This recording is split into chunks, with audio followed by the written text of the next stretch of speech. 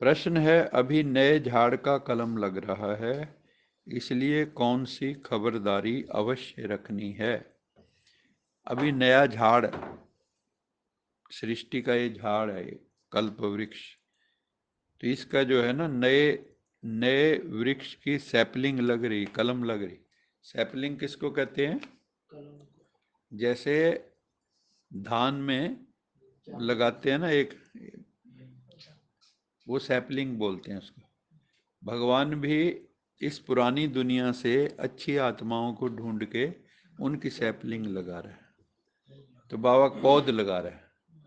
तो जो पौध है, बाबा कहता है इसमें बड़ी सावधानी की जरूरत है। कई बार जो है ना, नई नई पौध निकलती है, तो कोई तूफान आया तो ख़त्म, कोई चिड़िया चुग गई तो ख़त्म। उस वक़्त बड़ी उसकी संभाल करनी पड़ती है। नए झाड़ को तूफान बहुत लगते हैं। अब नया झाड़ है ये, भगवान ने आके जो दैवी झाड़ बनाया, ईश्वरी झाड़ बनाया, इसको तूफान माया के खूब लगते हैं। क्योंकि पहले तो माया की गोद में ही रहते थे, उसका विरोध करते ही नहीं थे। जैसे ही विरोध करोगे तो वो लड़ेगा। माया हमारे से क्यों लड़ती है? पहले कहाँ लड़ती थी? पहले तो उसी गोद में तो बड़ा सुख देती, विषय विकार बड़े सुख देने वाले हैं। लोग कहते क्रोध के बिना तो दुनिया चल ही नहीं सकती, काम के बिना दुनिया चल ही नहीं सकती, लोभ के बिना दुनिया चल ही नहीं सकती, है ना? ऐसे ही बोलते थे। तो उनको नेचुरल मानते हैं। मनोवैज्ञानिक भी कई अपनी किताबों में उन्होंने कहा ये तो नेचुरल है। लेकिन नेचुरल क्यों हो गए? क्योंकि 2 युग तक इन्हीं का प्रयोग हम करते रहे। किसी भी चीज़ को बार बार करो तो उसके आप आदती हो जाते हैं। अब जैसे सिगरेट पीना है, कई लोग कहते हैं तो नेचुरल हो गया हमारे लिए, हैं? वो हम टॉयलेट जाते हैं, जब तक वो पिए ना आते नहीं, बोलते हैं ऐसे। तो अब मैं कहता हूँ उनको भी, जब जो नहीं पीते उनको तो आनी नहीं चाहिए फिर कभी भी। अगर नेचुरल है तो विषय विकारों को भी हमने, हालांकि वो सेकंड नेचर है, फर्स्ट नेचर नहीं है हमारी। फर्स्ट नेचर तो हम शांति चाहिए, आनंद चाहिए, प्रेम चाहिए, खुशी चाहिए, पवित्रता चाहिए, शुद्धि चाहिए, ये हमारा फर्स्ट नेचर है। सेकंड नेचर में काम क्रोध लोभ अहंकार, उनको भी हमने अपनी नेचर कह दिया। ये हमारी ओरिजिनल नेचर नहीं है। तो बाबा कहते हैं कि नया जो झाड़ बनाया है, जैसे आप सब ज्ञान में आ रहे हो, तो ये झाड़ है, भगवान ने ये कलम लगाई, पौध लगाई।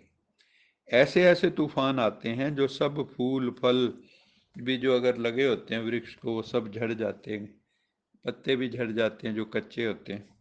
यहाँ भी तुम्हारे लिए नए झाड़ का कलम लग रहा है, उसे भी माया जोर से हिलाएगी। माया क्या करेगी? जोर से हिलाएगी। तो कई जो कच्चे होंगे वो टूट जाएंगे। अनेक तूफान आएंगे माया के, माया के विषय विकारों के, बुराइयों के, नेगेटिविटी के, है ना, उल्टी सोच के कई तूफान आएंगे भीतर। मन के अंदर ही आते हैं तूफान। यहाँ सुनामी भी आता है, तूफान भी आता है, टॉर्नेडो भी आते हैं। हर तरह की चीज मन के अंदर है। जो बाहर दिख रहा है वो सब मन से निकला है। ये बम कहाँ से निकले? दुनिया में ऐसी कोई चीज नहीं जो मन से ना निकली हो। तो मन कितना शक्तिशाली है। जब वो बम वो बना सकता है, तो बाबा कहता है आत्म बम बनाओ तुम। वो एटम बम बनाते हैं, तुम आत्म बम बनाओ।